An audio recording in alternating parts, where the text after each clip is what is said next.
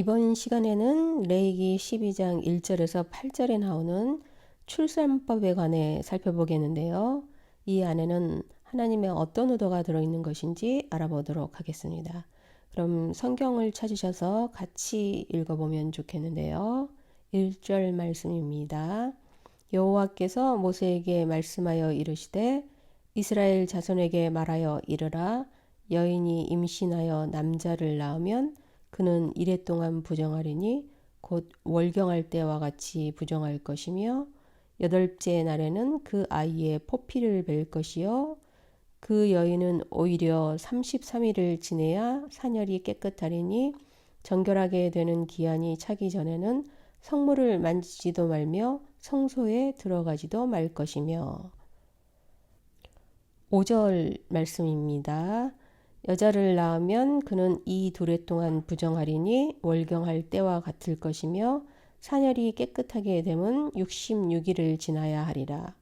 아들이나 딸이나 정결하게 되는 기한이 차면 그 여인은 번제를 위하여 1년 된 어린 양을 가져가고 속죄제를 위하여 집비둘기 새끼나 산비둘기를 회막문 제사장에게로 가져갈 것이요. 7절 말씀을 보겠습니다. 제사장은 그것을 여호와 앞에 드려서 그 여인을 위하여 속죄할지니 그리하면 산열이 깨끗하리라. 이는 아들이나 딸을 생산한 여인에게 대한 규례니라. 그 여인이 어린 양을 바치기에 힘이 미치지 못하면 산비둘기 2마리나 집비둘기 새끼 2마리를 가져다가 하나는 번제물로 하나는 속죄제물로 삼을 것이요 제사장은 그를 위하여 속죄할지니 그가 정결하리라. 여기서 8절에 보시면 제사장은 그를 위하여 속죄할지니 그가 정결하리라 이렇게 되어 있는데요. 그가 아니라 그녀이어야 합니다. 번역의 실수라고 할 수 있는데요. 파란색으로 표시된 부분들이 보이시죠? 7절에 보시면 그 여인을 위하여 속죄할지니라고 되어 있고요. 8절에는 그 여인이라고 되어 있네요. 따라서 이 제사는 산모가 자신의 정결을 위해 드리는 제사입니다. 그를 위하여 속죄할지니 그가 정결하리라가 아니라 그녀를 위하여 속죄할지니 그녀가 정결하리라 이렇게 하셔야 합니다. 앞 5절에서도 이런 똑같은 실수가 있었는데요. 그로 번역한다면 잘못해서 산모가 아니라 아기가 정결해지는 것으로 오해할 수 있기 때문에 그녀라고 이해하시면 될 것 같습니다. 여하튼 이렇게 산모는 아기를 낳으면 정결 기간을 가져야 합니다. 제가 이 부분을 좀 다시 정리해서 설명을 드리자면 산모는 남자아이를 낳으면 7일이 피를 흘려서 부정하고 거기에 33일을 더 정결하게 유지되는 기간으로 삼아 총 40일을 정결하라고 지시하고요. 여자아이는 딱 2배 되는 기간을 채워야 하는데 14일이 부정하고 66일을 더 채워서 80일 동안 정결기간으로 삼으라고 말합니다. 그리고 이 기간이 지나면 예루살렘으로 올라가 제사를 지내야죠. 그런데 여기서 보면 이해되지 않는 부분이 있는데요. 하나님께서 생육하고 번성하라고 인간에게 명령하셨죠. 그러면 그 말씀에 순종해서 출산을 했는데 왜 부정하다면서 산모를 죄인 취급하면서 정결기간을 가지라고 하신 것일까요? 이것은 우리가 율법을 잘못 이해하면서 생긴 오해인데요. 창세기를 시작으로 구약을 읽다 보면 내 위기에 도착한다는 레위기는 율법을 설명해 주는 책이죠. 이 율법은 성경을 읽는데 큰 위기에 빠뜨리는데요. 다들 이 책을 읽으시면서 그냥 넘어가고 싶은 충동을 느끼셨을 것입니다. 그렇지만 레위기는 너무나 중요하고 성경 전반적인 이해를 위해서 반드시 알아야 할 책인데요. 이 책이 율법이 무엇인지 너무나 잘 설명해 주고 있고 성경을 이해하는 다리 역할을 하기 때문이죠. 그런데 우리는 율법하면 단지 축복과 저주로 이분화시켜버리는 성향이 강한데요. 여기서 큰 오해가 발생합니다. 물론 율법을 지키면 축복받고 안 지키면 저주받는 것은 맞습니다. 그렇지만 단지 축복받기 위해 율법을 지켜야 하고 저주받지 않기 위해 율법을 지켜야 하는 것으로 생각해서는 안 됩니다. 이러한 오해를 가장 크게 한 사람들이 바리새인들이었죠. 그래서 이들은 예수님과 주로 논쟁하는 것이 바로 이 율법에 관련된 것들이었고요. 율법을 축복과 저주로 한정해 버린다면 율법을 제정하신 하나님의 의도가 사라지게 되는데요.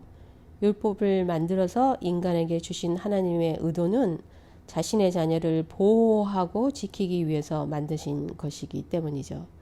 자, 한번 보세요. 율법은 사회적 약자를 지키기 위한 것들이 많은데요. 약자를 잘 지키고 보호한다는 것은 사회적 안전을 위해 너무 중요합니다. 아시다시피 사회적 약자들이 불만을 가지고 폭력과 문제를 야기시키는 경우가 많기 때문이죠. 사회적 문제에 노출되어 있는 사람들은 주로 경제적인 약자층이거나 정신적으로 문제를 가진 경우가 대부분입니다. 이들이 불만을 가지고 범죄를 일으킨다면 그것은 사회적으로 안정된 삶을 누리지 못하게 되는데요. 그렇다고 본다면 약자를 돌보는 일은 너무나 중요한 일이고 이것은 곧 이웃사랑의 실천이 되는 거겠죠. 율법을 실천하면서 사는 것은 하나님 말씀에 순종하는 것이라 할 수 있고요. 이렇게 율법을 지키는 것은 모두가 편안한 삶을 살 수 있는 것이 되기 때문에 개인에게는 가장 큰 축복이 되는 것 아닐까요? 사람들이 서로 율법을 잘 지키면 사회는 평안하고 안전하겠죠. 이런 사회에서 사는 삶은 가정이나 개인, 국가 모두가 함께 평안하면서 축복된 삶을 살게 될 것입니다. 그런데 반대로 율법을 지키지 않아서 약자들의 범죄가 가득하고 죄가 만연한다면 이것은 아무리 돈이 많아도 저주받은 삶처럼 불안하게 되는 것이죠. 이것이 율법에 대한 하나님의 축복과 저주의 결과물이라고 볼 수 있겠습니다. 율법을 그저 복을 받아 나만 잘 사는 그런 모습을 말하는 것이 아니라 함께 잘 살아가는 모습을 하나님께서 추구하신 거라고 생각하는데요. 결국 율법은 하나님 사랑과 이웃 사랑의 실천이 되는 것이겠죠. 축복은 돈의 많고 적음에 있는 것이 아니라 삶 속에서 안녕을 누리고 사느냐 마느냐에 있는 것이고요. 자, 그런 관점에서 본다면 출산에 대한 이해가 좀 쉬워집니다. 하나님 말씀에 순종해서 출산했는데 이것을 부정하다고 여기는 부분에는 오해가 있는데요. 다들 알고 계시겠지만 아기를 출산하는 과정에서 산모는 피를 흘려야 합니다. 그리고 피는 부정한 것이 되겠죠. 여기까지만 본다면 산모는 피로 인해서 죄인 취급당하는 게 맞습니다. 그런데 부정이라는 것은 죄를 짓는 것을 말하기도 하지만 넓은 관점에서는 죄가 있는 것뿐만 아니라 온전하지 못한 상태도 역시 부정하다고 취급합니다. 이러한 것들은 레이기가 잘 설명해 주고 있고요. 다음에 기회가 된다면 레이기를 자세히 설명해 드리고 싶은데 이것을 통해 큰 은혜를 서로 나누는 시간이 되었으면 좋겠습니다.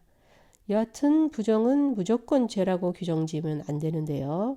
온전하지 못한 상태도 부정하다고 보기 때문이죠.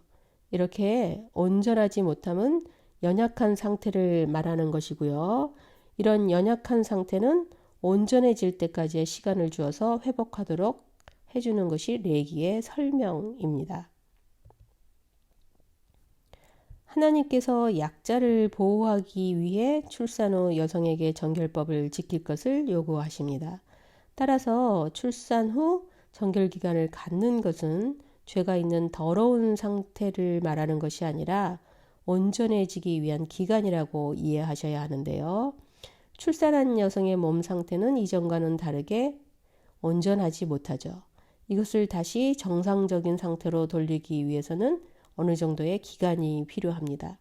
그래서 출산한 여성은 정결해지기 위한 기간이 반드시 있어야 하는데요. 그래야 율법이 얼마나 크신 하나님의 사랑이 드러나는지 이해하게 되는 거죠. 율법을 통해 법을 지키면 복을 받는 기준으로 본다면 율법은 인간을 옥죄는 철창과 같은 것이 되고 맙니다. 이렇게 오해를 한 사람들이 바로 바리새인들이었죠. 그리고 그들은 잘못된 자기들의 해석을 백성들에게 그대로 가르쳤기 때문에 예수님께서 율법에 대해 다시 가르쳐 주시면서 그들과 논쟁을 계속 펼치는 것입니다. 이러한 부분들을 다시 찾아서 살펴보시면 더 폭넓게 이해가 되실 것입니다. 자, 이제 출산 후 지켜야 하는 정결법에는 여자인 약자를 보호하기 위한 법이라는 것을 완벽하게 이해하셨을 텐데요. 그렇다면 왜 남자아이를 낳았을 때와 여자아이를 낳았을 때 정결기간을 다르게 두셨는지에 대해 이야기 나눠보고 싶은데요. 여러분은 이 부분에 대해 어떤 생각을 가지고 계시는지요? 여러 가지 의견들이 있는데요. 여자가 먼저 죄를 지었기 때문에 2배로 정결해야 한다. 혹은 여자를 무시하는 사회 간섭 때문에 여자들은 정결 기간도 길어야 하는 게 마땅하다. 등등 많은 이야기들이 있는데요. 여러분들도 나름대로 견해를 가지고 계실 거라 여겨집니다. 저는 이 부분을 2가지 측면에서 보는데요. 먼저 이스라엘 풍습상 남자아이는 8일째 되는 날에 할례를 하기 때문에 이 남아들의 정결기간이 짧다고 생각하는 건데요. 방금 보셨던 레위기 12장 2절에서 3절을 다시 한번 읽어볼까요? 이스라엘 자손에게 말하여 이르라. 여인이 임신하여 남자를 낳으면 그는 이래 동안 부정하리니 곧 월경할 때와 같이 부정할 것이며 8째 날에는 그 아이의 포피를 벨 것이요. 8째 되는 날에 포피를 벤다고 했는데 이게 바로 포경수술을 하라는 것이죠. 이스라엘 민족에게는 이 포경수술이 하나님과의 특별한 행위입니다. 할례가 남아를 더 정결하게 만든다고 생각하는 거죠. 이스라엘 민족에게는 이 할례가 너무너무 중요한 의식 중에 하나인데요. 왜 그들이 이런 생각을 하는지 성경에서 한번 살펴보도록 하겠습니다. 창세기 17장 10절에서 14절에 이스라엘 민족이 행할 할례에 관해 자세히 설명해 주고 있는데요. 이 부분을 다 읽을 수 없기 때문에 제가 빨간색으로 표시해 둔 부분을 위주로 좀 살펴보도록 하겠습니다. 10절 말씀에 보면 너희 중 남자는 다 할례를 받으라. 이것이 나와 너희와 너희 후손 사이에 지킬 내 언약이니라 이렇게 되어 있고요. 11절에는 표피를 베는 것인데 이것은 언약의 표징이라고 말하고 있네요. 그리고 12절에 8일째 되는 날에 행하라고 하고 있고요. 13절에 보면 영원한 내 언약이 되고 만약 할례를 하지 않으면 언약을 배반한 것이 된다고 14절에 이렇게 나와 있는데요. 이 본문들을 보시면서 이스라엘 백성들이 왜 할례를 중요하게 여기는지 이해하게 되셨을 겁니다. 바로 하나님과의 특별한 약속으로 생각하기 때문이죠. 그래서 이 할례를 행하면 정결하게 된다는 생각이 그들에게 있었기 때문에 남아들의 정결 기간이 짧다고 생각되지만 이것보다 더 큰 이유는 약자 보호 차원에서 더 길게 기간을 두셨다고 생각하는 건데요. 앞에서도 말씀드렸지만 율법은 약자를 보호하기 위한 하나님의 사랑을 표현한 것이기 때문에 이러한 차원에서 이해하면 더 쉬운데요. 여자를 무시하던 사회에서 만약 여자아이를 낳았다면 그 산모는 여아를 그냥 방치해 둘 수 있겠죠. 또 산모 역시 괄시받을 수 있는 상황이 펼쳐질 수도 있습니다. 이것은 우리나라 과거에도 흔하게 있었던 일이기 때문에 이해하는 게 어렵지는 않는데요. 아마 우리 엄마들도 같은 경험을 하신 분들이 있을 겁니다. 여자가 태어나면 무시받고 학대받던 시절이 있었죠. 지금이야 여자아이들이 공주 대접을 받지만 그렇지 못한 과거 시절에 하나님께서는 약자를 위해 이러한 법들을 만드신 겁니다. 여자가 여자를 낳으면 이들을 더 잘 지키고 보호해주기 위해서 완전히 회복되는 기간으로 거의 3달이라는 기간을 주신 거죠.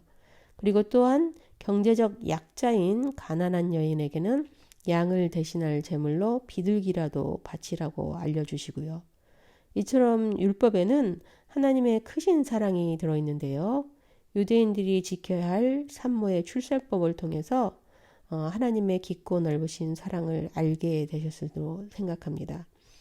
강의를 들으시나 수고 많으셨습니다. 감사합니다. 다른 강의에서 또 뵙겠습니다.